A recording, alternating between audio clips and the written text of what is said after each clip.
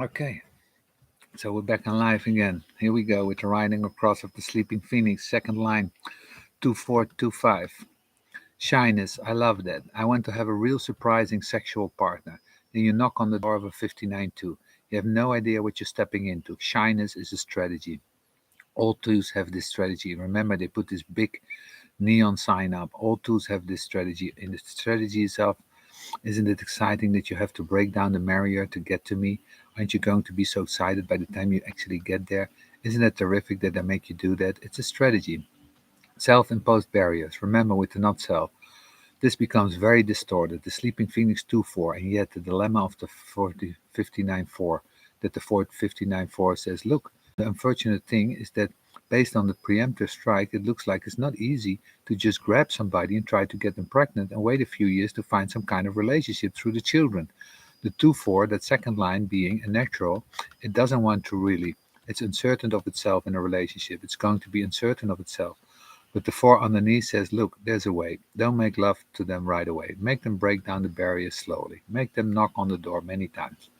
The 2-4 has lost its power in our world. I tell you, it's one of the clearest things to me about the nature of bonding and mating that we have done a great disservice to our children by giving them examples that ignore courtship. Good old fashioned courtship is one of the most intelligent approaches to any kind of relationship, particularly when you consider that the vast majority of relationships, as much as 90%, are emotional when the beings come together.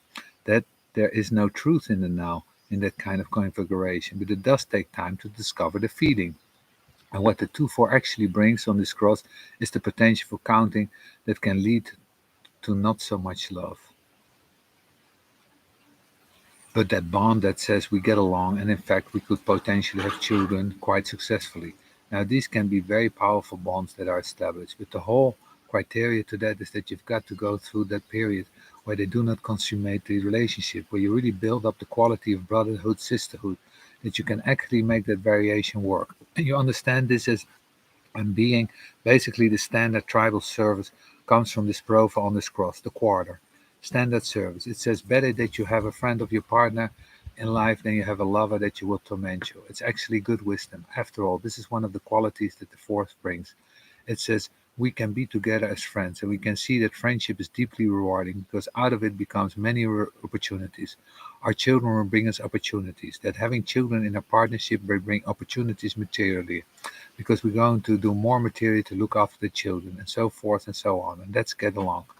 The tribe is not on way to understand the difficulty duality. Its first solution is well, just do what we're here to do. Have children. Its second solution is let's be friends and have children. This progression, when you get away from the foundation to the natural 2-4 says, I can be friends with this person. I don't have to be this deep love for them. It's to have a good life with them. And then by the time these kinds of couples that lived together for 40 years and had two generations of children, this was a couple that discovered love. Well, so to speak, but nonetheless, that friendship bond is something that the tribe relies on. Think about it. In the old tribal structures, within tribal communities. Basically, by the time you married someone, you would have known them all your life. Tribal, went to school with them, went to the village fiesta with them. You went to the parties with them. You had friends who had friends who had friends. And you all know each other and they lived around the corner for a couple of years and then they moved down the block. All of this, you know them. It's the whole fourth line theme. This is in somebody you know. And of course, you see that this in the small communities of the world. This is where the tribal rules. It's a rule. You don't marry a stranger. You don't marry somebody who you don't know. You don't marry somebody you don't have a relationship to for business. And remember that when you see the release, the virus, they become the theme. 2-4s have enormous powers with the communities within their tribal configuration. Then we go to the 2-5, Sleeping Phoenix.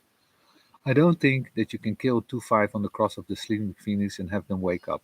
This is the line of self imposed barriers, and this is the most deeply unmoved of all forces. This incredible balance between the second personality and the five unconscious.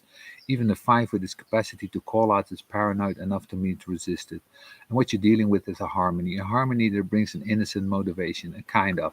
It's hard to say about these beings. They're like zombies. It's like they're living through life that they're not connected to it, but in an awareness way. It's like there's something missing in their life and don't really know what it is.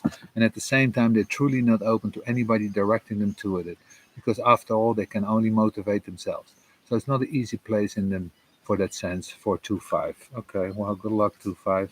I wish you all the best.